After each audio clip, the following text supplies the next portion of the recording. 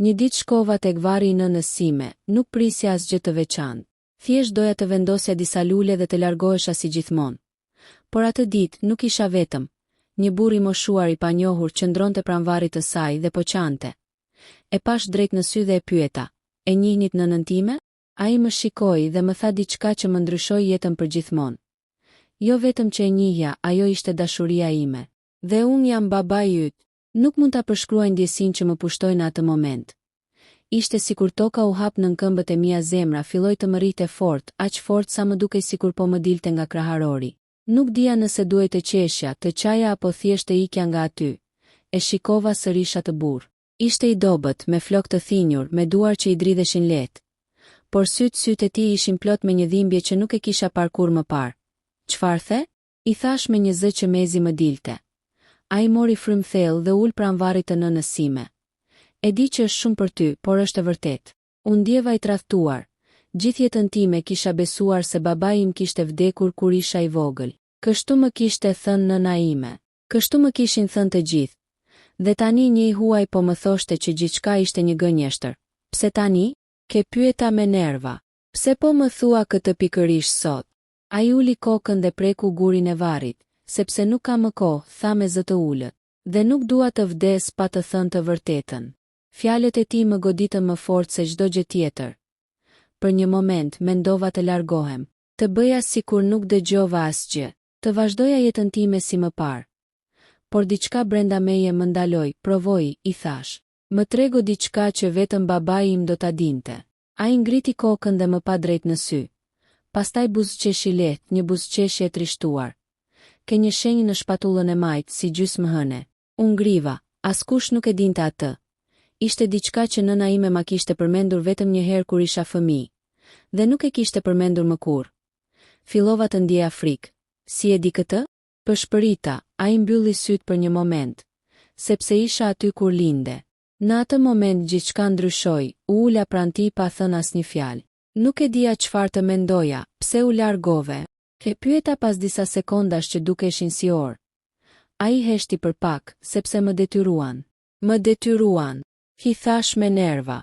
"Kush të detyroi të braktisësh fëmijën tënd?" Ai më pa me sy të mbushur me lot, familja e saj. U ndjeva i hutuar, nëna ime. Ai pohoi me kokë, familja e saj nuk më pranonte. Unë nuk isha para, nuk isha status, nuk isha i duhuri për të. E shtrëngova grushtin, "Dhe ti thjesht ike?" "Jo," tha ai. "Luftova. U përpoqja ta mbaja. Por më kërcënuan, më thanë që nëse nuk largohesha, nuk do të më linin kur të shihja." Heshtje, era frynte lehtë në varreza. Gjethet lëviznin dhe gjithçka dukej surreal, po nëna ime? Ke pyeta. "Ajo çfarë bëri?" Ai mbylli syt, "Ajo qau shumë. Nuk donte të ndaheshim, por në fund zgjodhi të mbronte ty." Nuk e prisja atë përgjigje, "Çfarë do të thuash?" Ajo kishte frikë që nëse do të luftonte kundër familjes së saj, ti do të rriteshe në një ambient të keq. Donte që ti të kishe një jetë më të mirë. Edhe nëse kjo do të thoshte të më humbiste mua. Lotët filluan të më mbushnin syt pa e kuptuar. Gjithë jetën time e kisha parë nënën time si një person të fortë, të drejtë. Por kur nuk e kisha menduar që kishte mbajtur një sekret kaq të madh. "Dhe ti?" Ke pyeta. "Çfarë bëre gjithë këto vite?" Ai që e shihidhur, "Të kam ndjekur nga larg. Mund dal fryma, çfarë? Çdo ditë lindje, çdo sukses, çdo hap që ke bërë unë kam qenë aty. Jo pranë teje, por mjaftueshëm afër për të parë që ishe mirë." Nuk dija si të reagoja, isha i zemëruar, por njëkohësisht ndjeja diçka tjetër. Një ndjenjë që nuk e kisha përjetuar kurrë më parë. Ndoshta ishte lidhja, pse nuk u afrove kurrë? Ke pyeta, sepse i premtova nënës sate. "Çfarë premtimi?" Ajo më tha, "Nëse më do vërtet lëre të jetoj jetën e tij pa ngatëruar." Zemra më u coptua, ishte shumë për të përballuar në një ditë. Një sekret që kishte jetuar për vite, tani po dilte në dritë para meje, pra një varri, "Dhe tani?" I thash, "Pse tani po e thyen atë premtim?" Ai më pa për herë të fundit, dhe në sytë e tij pash diçka që më trembi frikë. "Sepse jam duke vdekur." Heshtje totale, ndjeva sikur koha u ndal, "Nuk kam shumë kohë," vazhdoi ai. "Dhe nuk dua të largohem nga kjo botë pa të parë. Pa të thënë të vërtetën, pa të kërkuar falje. Nuk dija çfarë të thosha, gjithçka që mendoja për jetën time, për familjen time, për veten time ishte përmbysur, dhe për herë të parë ndjeva që nuk e njihja veten. Ai zgjati dorën drejt meje. E di që nuk më ke borxh asgjë, por nëse ke një vend në zemrën tënde më jep një shans. E shikova dorën e tij, pastaj varrin e nënës sime. Pastaj sërish atë. Dhe në atë moment më duhej të merrja një vendim që do të ndryshonte gjithçka. Dora e tij ishte ende zgjatur drejt meje. E holl e lodhur, sikur mbante gjithë peshën e viteve që kishte jetuar pa mua, e shikoja por nuk lëvizja. Në kokën time kishte vetëm një zë, mos beso, është shumë vonë. Por një tjetër zë, më i qetë, më i thellë, më thoshte: po nëse është e vërtet? Mora frym thellë, dhe ngadalë, shumë ngadalë, ja kapa dorën. Ai u drodh lehtë. Syti u mbushën me lotë, dhe për herë të parë buzëqeshi si një njeri që kishte gjetur diçka që e kishte humbur për një jetë të tërë. Nuk e di çfarë do të thotë kjo, i thash, por nuk dua të jetoj me pyetje. Ai pohoi me kokë: do të tregoj gjithçka. U ulëm në një stol të vjetër pranë varrezave. Qielli ishte bërë gri sikur edhe ai po dëgjonte historinë tonë. Gjithçka filloi shumë vite më parë, tha ai, para se ti të lindje. E dëgjoja me kujdes, çdo fjalë më dukej si një pjesë e një puzle që më mungonte. E njoha nënën tënde rastësisht në një ditë me shi. Ajo po qeshte, dhe unë mendova që nuk isha parë kur një buzëqeshje të tillë. Nuk mund ta imagjinoja nënën time ashtu të re, e lirë, e dashuruar. U dashuruam shpejt, vazhdoi ai, por familja e saj kishte plane të tjera. E shtrëngova nofullën, e di, më the. Ai tunte kokën: jo, nuk të kam treguar gjithçka. E shikova drejt: çfarë do të thuash? Ai mori frym thellë. Familja e saj nuk ishte thjesht kundër meje. Ata kishin zgjedhur dik tjetër për të. Zemra më rahu fort, dik tjetër? Ai ishte i pasur me ndikim dhe i rrezikshëm. Një ndjenjë e keqe më kaloi në trup. Emri i tij ishte Arben. Unë ngriva. Arben ishte një emër që e kisha dëgjuar gjithë jetën time. Ishte burri që nëna ime ishte martuar. Ishte ai që unë e kisha quajtur baba, po e di kush është, thash me zë të ulët. Ai më pa drejt në sy: jo, nuk e di të vërtetën për të. Një heshtje e rënd ra mes nesh: çfarë të vërtete? E pyeta. Ai u afrua pak më shumë, sikur kishte frikë që dikush po na dëgjonte. Arbeni nuk ishte thjesht një burr i pasur, ai kishte lidhje me njerëz të rrezikshëm. Dhe kur mori vesh për mua, u bë i pamëshirshëm. Ndjeva një ftohtësi në shpinë. Çfarë bëri? Më kërcënoi. Më tha që nëse nuk zhdukesha, jo vetëm unë, por edhe nëna jote do të paguante çmimin. Po policia? I thash. Pse nuk kërkove ndihmë? Ai qeshi hidhur: njerëzit si ai nuk preken nga ligji. Në atë moment fillova të kujtoj gjëra, gjithë fëmijërinë time kishte diçka të çuditshme. Arbeni ishte gjithmonë i ftohtë me mua. Kur nuk më kishte përqafuar si një baba. Kur nuk më kishte parë me dashuri. Ishte gjithmonë i ashpër, gjithmonë kontrollues, po më thua që e fillova. Ai e dinte që nuk isha djali i tij. Ai më pa me një shikim që më dha përgjigjen para se të fliste. Po. Zemra më ra në stomak, dhe prap më rriti, sepse duhej, tha ai, për imazhin, për kontrollin, për nënën tënde. Fillova të ndjeja zemërim, jo vetëm ndaj tij, por ndaj gjithë së kaluarës sime, dhe nëna ime? Ke pyeta. Ajo jetoi gjithë jetën me të? Ai uli kokën. Jo, ajo kur nuk ishte vërtet me të. Nuk e kuptova, çfarë do të thuash? Ajo jetonte në një burg, jo në një martesë. Fjalët e tij më goditën. Papritur shumë gjëra filluan të kishin kuptim. Netët kur nëna ime qante në heshtje.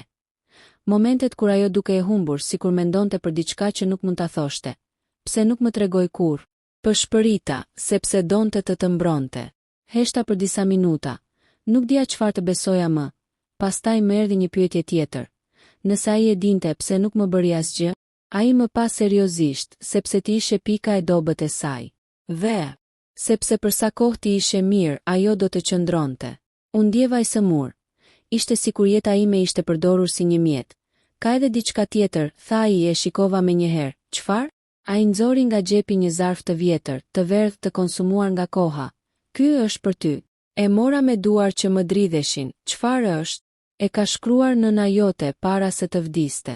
Zemra më ndaloi. Çfarë? Ajo më kontaktoi për herë të fundit, disa javë para se të ikte nga kjo botë. Nuk mund ta besoja, pse nuk më tha asgjë. Sepse nuk donte që ti të dije të vërtetën derisa të ishte tepër vonë për ta ndaluar. E hapa zarfin ngadalë, brenda ishte një letër me shkrimin e saj, e njoha menjëherë. Duart më filluan të më dridheshin, fillova të lexoj. Biri im nëse po e lexon këtë do të thotë që unë nuk jam më fal për çdo gënjeshtër, për çdo të vërtetë që nuk ta thash. E bëra vetëm për ty, babai yt nuk është ai që mendon. Ai është një njeri i mirë dhe të ka dashur gjithmonë edhe nga larg. Unë e bëra zgjedhje më të vështirë të jetës sime të largohem prej tij, që ti të jetoje i sigurt, por ka diçka që duhet ta dish, Arbeni nuk është ai që duket. Nëse një ditë e vërteta del në dritë, ki kujdes. Sepse ai nuk fal, dhe ka sekrete që mund të shkatërrojnë gjithçka. Të dua gjithmonë. Nuk mund të flisja, lotët më rridhnin pa ndalim. Ishte sikur po e humbisja nënën time për herë të dytë. E kupton tani? Tha burri, unë vetëm tundja kokën, por çfarë sekretesh? Te pyeta, ai hezitoi. Pastaj tha diçka që më ngriti gjakun. Arbeni, mund të mos ketë qenë shkaku i vetëm i vdekjes së nënës tënde. U ngrita me një herë në këmbë, çfarë po thua? Ai u ngrit gjithashtu. Po them që ndoshta ajo nuk vdiq natyrshëm. Bota u ndal, jo thash. Jo, kjo nuk është e vërtet, por thellë brenda meje, diçka më thoshte që mund të ishte. Sepse gjithçka tjetër kishte dalë vërtet. Duhet të zbulojmë çfarë ka ndodhur vërtet. Tha ai e shikova drejt në sy. Për herë të parë nuk pash një të huaj. Pash dikë që mund të ishte babai im, si? E pyeta, ai mori frymë thellë. Ka njerëz, dokumente, gjëra që janë fshehur. Dhe Arbeni, ai më pa seriozisht, do të bëj gjithçka për t'i mbajtur të fshehta. Një erë fort kaloi mbi varreza. Gjethet u ngritën në ajër sikur gjithçka po paralajmëronte atë që do të vinte. E dija që në atë moment nuk kishte më kthim pas, jam me ty. I thash, ai më pa me një përzierje shprese dhe frike. Je i sigurt? Shikova sërish varrin e nënës sime, për të po. Por asnjëri prej nesh nuk e dinte që dikush po na shikonte nga larg. Nga një makinë zeze e parkuar pranë hyrjes së varrezave. Një burr me sy të ftohtë mbante telefonin në dorë. Po, tha ai në telefon. Ata janë bashk. Një pauzë. Pastaj një zë tjetër në anën tjetër të linjës. Mos i humb nga syt. Zëri i atij burri në telefon ishte i ftohtë, pa emocione, pa hezitim, dhe për disa arsye ndjeva sikur ai zë ishte i lidhur direkt me jetën time. Unë dhe ai burri që tani po filloja ta quaja babai im dolëm nga varrezat në heshtje. Asnjëri nuk fliste. Ishte ajo heshtje e rënd, kur e di që diçka e madhe po vjen, duhet të jemi të kujdesshëm. Tha ai më në fund, nëse ajo që dyshojmë është e vërtet, nuk jemi të sigurt. E shikova drejt, kam jetuar gjithë jetën në një gënjeshtër. I thash, tani nuk kam më frikë nga e vërteta. Ai nuk foli, por mënyra si më pa më tregoi që ishte krenar. U ndam për disa orë. Ai më tha të shkoja në shtëpi të sillesha normal të mos ngrija dyshime. Do të telefonoj sonte. Më tha, dhe do të fillojmë nga fillimi. Kur arrita në shtëpi gjithçka duke njësoj, por nuk ishte, muret, fotografia e vjetër e familjes, çdo gjë duke e rreme. Syt më shkuan drejt një fotoje në murun nëna ime dhe Arbeni. Ai kishte dorën mbi shpatullën time, dhe për herë të parë nuk e pash si kujtim, e pash si një mask. Papritur dëgjova zhurmën e derës, u ngriva, nuk prisja askënd. Hapat u afruan ngadalë dhe pastaj dera u hap. Ishte ai Arbeni, qëndronte aty, i veshur perfekt si gjithmonë, i qetë, shumë i qetë, u ktheve vonë sot. Tha me një zë të ulët, zemra filloi të më rrite fort. Po isha tek varri i mamit. Thash, ai më pa drejt në sy, shumë gjatë, shumë thellë, vetëm? Pyeti, ajo pyetje më goditi, e dija, ai dyshonte, po. Thash, si gjithmonë. Një pauzë, pastaj ai buzëqeshi lehtë. Por ajo buzëqeshje nuk ishte asgjë njerëzore, mirë. Tha, duhet të jesh i lodhur. Kaloi pranë meje, por kur ishte afër ndaloi dhe përshpëriti. Disa të vërteta është më mirë të mbeten të varrosura. Gjaku më ngriu, ai e dinte, ai u largua drejt dhomës së tij, sikur asgjë nuk kishte ndodhur. Por për mua lufta sapo kishte filluar, mbrëmja ra drita në dhomën time ishte fikur. Por unë nuk flija, prisja telefonatën, dhe pastaj telefonit i erdhi një mesazh, nga një numër i panjohur, mos fol me askënd. Të ndjekin. U ngriva, me njëherë pas mesazhit telefoni ra, ishte ai, mos fol shumë. Më tha me zë të ulët, po të dëgjojnë. Çfarë po ndodh? Përshpërita, na kanë parë në varreza. Zemra më ra, si është e mundur? Sepse ai ka sy kudo. U afrova te dritarja dhe atëherë e pash, e njëjta makinë zezë, e parkuar përballë shtëpisë, dritat fikur. Por brenda dikush ishte, po më ndjekin, i thash, e di. Tha ai, prandaj duhet të lëvizim shpejt. Ku? Do të takohemi, por jo këtu. Ai më dha një adresë, një vend I vjetër jashtë qytetit, e njeh? Më pyeti, jo. Mirë. Atëherë askush nuk pret që të shkosh aty. Dëgjo, vazhdoi ai. Nëse diçka ndodh, nëse nuk arri, mos fol ashtu. Hi thash me njëherë, duhet ta dëgjosh. Tha ai, në makinën time ka diçka për ty. Zemra më rahu fort, çfarë? Prova. Heshtje, prova për çfarë? He pyeta, ai mori frym thellë. Për atë që I ndodhi nënës tënde. Në atë moment drita e makinës së zezë u ndez. Zemra më doli nga vendi, duhet të iki. Hi thash, mos përdor derën kryesore. Tha ai, dil nga mbrapa. E mbylla telefonin, çdo sekond duke si një orë. Mora gjupin dhe dola nga dera e pasme. Errësira më mbuloi. Fillova të ecë shpejt, pastaj të vrapoj. Nuk e dija nëse më ndiqnin, por nuk doja ta zbuloja. Pas disa minutash arrita tek rruga kryesore. Mora një taksi. Ku? Pyeti shoferi, e mendova për një sekond dhe I dhash një adresë tjetër, jo atë të vërtetën. Ndërrova 2 taksi, pastaj një autobus, vetëm për të siguruar, sepse tani e dija kjo nuk ishte më thjesht një histori, ishte një lojë, dhe unë isha në mes. Pas një ore arrita në vendin e takimit, një magazin e vjetër e braktisur, heshtje totale. Ai ishte aty, I mbështetur te një makinë e vjetër, kur më pa u lehtësua, e bëre. Tha, na ndjekin. Hi thash, e di. U përgjigj, ku janë provat?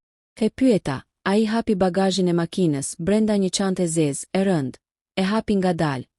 Brenda kishte dokumente, foto dhe një sebë, gjithçka është këtu. Tha, mesazhe, regjistrime dhe diçka tjetër. Çfarë? Ai më pa drejt në sy, e vërteta. Pa pritur një zhurmë, një makinë e fortë, shumë afër, të dy u kthyem, drita të forta na verbuan. Një makinë ndaloi me shpejtësi, dera u hap, dhe një zë e dija që do të ishe këtu. Zemra më ndaloi, sepse e njoha atë zë, ishte Arbeni. Ai doli nga makina I qetë si gjithmonë. Por këtë herë nuk ishte vetëm 2 burra të tjerë zbritën pas tij, të heshtur, të rrezikshëm, po kërkon të vërtetën? Tha ai duke më parë drejt. Le ta mbyllim këtë histori sonte. Babai mu vendos para meje, mos u afro. Tha Arbeni qeshilet, ti akoma gjallë? Tha me përbuzje, dhe në atë moment e kuptova. Kjo nuk ishte thjesht përballje. Ishte një luftë për të vërtetën dhe për jetën tonë. Dritat e makinës ndriçonin fytyrën e tij. Arbeni qëndronte përballë nesh I qetë sikur gjithçka ishte nën kontroll, si gjithmonë. Por këtë herë diçka ishte ndryshe. Unë nuk isha më ai djali që nuk dinte asgjë. Eja thai me një zë të ulët. Jep ma çantën dhe gjithçka mbaron këtu. Babai im shtrëngoi fort çantën, jo këtë herë. Tha, ka mbaruar loja jote. Arbeni buzëqeshi, një buzëqeshje që nuk ishte asnjë pikë ngrohtësie. Ti gjithmonë ke qenë problem, tha ai, por këtë herë ke shkuar shumë larg. 2 burrat pas tij u afruan një hap përpara. Atmosfera u rëndua. Çdo sekond dukej si një shpërthim që priste të ndodhte. Çfarë ka në atë çantë? Thash unë. Pse ke kaq frikë? Arbeni më pa drejt në sy. Për herë të parë pash diçka që nuk e kisha parë kur tek ai frikë. E vogël por e vërtet. Sepse e thaj ngadalë. Ka gjëra që nuk duhet të dalin kur në dritë. Babai im hapi çantën, nxori uzbën e mbajti lart, kjo tha, është fundi yt. Arbeni u tensionua, mos e bëj këtë. Tha me një ton më të ashpër. Nuk e kupton në çfarë po futesh. Jo, thash unë duke bërë një hap përpara. Ti nuk e kupton që nuk e më kontroll mbi mua. Heshtje. Era frynte fort, sikur po shtynte momentin drejt fundit. E di çfarë ka aty? Vazhdova. Aty është e vërteta për nënën time, apo jo? Arbeni nuk foli, dhe ajo heshtje ishte përgjigja. Ti më dridhej zëri. Ti ke bërë diçka. Ai uli syt për një moment. Pastaj ngriti sërish ftohtë, po. Tha bota u thye. Çfarë? Bërtita, babai më kapi nga krahu, qetë tha. Lëre të flas. Arbeni mori frym thellë. Gjithçka ishte nën kontroll, tha. Ajo jetonte siç duhej, ti rriteshe siç duhej, se duhej. Bërtita, ajo filloi të fliste. Vazhdoi ai. Filloi të kërkonte të vërtetën, të kërkonte ty, zemra më u shtrëngua. Dhe ti çfarë bëre? Ai më pa drejt në sy, pa asnjë pendes, e ndalova. Heshtje, si? Pëshpërita, ai nuk u përgjigj me një herë. Pastaj tha, ishte më lehtë nga sa mendoja. Babai mu hodh përpara, ti e vrave. Bërtiti, 2 burrat u afruan me një herë, gati për të ndërhyrë. Po, tha Arbeni pa emocione. sepse nuk mund të lejoja që gjithçka të shkatërohej. Gjaku më vloi, nuk mendoja më, u hodha drejt tij, e shtyva fort. Ai u tërhoq një hap prapa, por nuk ra, te vrave. Bërtita, njëri nga burrat më kapi më shtyu mbrapa, qetësohu. Tha Arbeni, ose kjo do të përfundoj keq për ty. Babai im ngriti uspën, jo. Tha, do të përfundoj keq për ty. Ai nxori telefonin, shtypi diçka, dhe pastaj buzëqeshi. Çfarë bëre? Tha Arbeni, e dërgova. U përgjigja ai heshtje. Ku? Pyeti Arbeni me një zë që tani nuk ishte më i sigurt. Babai me pa drejt, gjithkund. Një pauzë, dhe për herë të parë Arbeni humbi kontrollin. Ndaloje. Bërtiti ai. E di çfarë do të ndodh nëse kjo del. Po, tha babai im. Drejtësi. Në atë moment u dëgjua një zhurmë në distancë, sirena, një pastaj dy pastaj shumë. Arbeni u kthye me shpejtësi. Jo, pëshpëriti, ka mbaruar. I thash, dritat blu dhe të kuqe ndriçuan magazinën, policia erdhi me shpejtësi. Dy burrat u përpoqën të largoheshin, por ishte vonë. Arbeni qëndronte aty i ngrirë. Për herë të parë në jetën time, nuk duke i fuqishëm, duke i humbur, policët e rrethuan, mos lëviz. Bërtitën, ai më pa për herë të fundit, me urrëtie, me humbje. Ti i tha, nuk e di çfarë ke bër. E shikova drejt, jo i thash. Ti nuk e di çfarë ke bër. E morën me pranga pa fjalë, heshtje. Vetëm sirenat mbetën në ajër. U ktheva nga babai im që ndronte aty i lodhur, por i qetë. Ka mbaruar? He pyeta, ai më pa jo plotësisht tha. Por tani e vërteta është e lirë. E shikova për disa sekonda, pastaj e përqafova, ai u drodh dhe më shtrëngoi fort, si një baba që më në fund kishte gjetur djalin e tij. Qielli filloi të pastrohej. Era u qetësua dhe për herë të parë ndjeva paqe, sepse e vërteta kishte dalë në dritë, dhe këtë herë nuk mund ta varroste më askush.